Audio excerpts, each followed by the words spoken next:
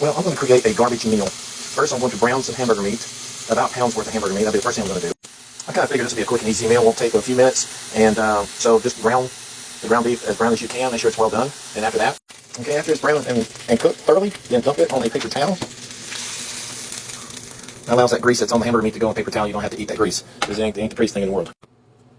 Okay, the next thing we're going to do is we're going to make stovetop stuffing, or any type of brand stuffing that you can make. 1/2 cups of water. It tells you to put in half a stick of butter, but I put in a fourth of that instead, because I think that's too much butter to begin with. And stir around a little bit, stir around.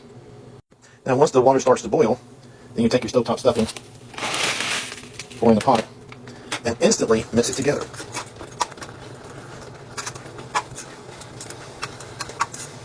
And once that's stirred up real good, then take the lid, put it on top of the pot, take off the fire, and just let it sit there for about 5 minutes.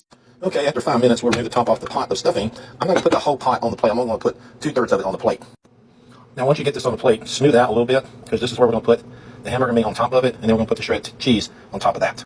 So now I'm going to pour the hamburger meat on here. By the way, it was not a pound. It was more like 3/4 of a pound or 2/3 of a pound. Anyway, so we'll put that on there. Then we'll take the shredded cheese, about 2 ounces, maybe 3 ounces will work. We'll put that on top of that.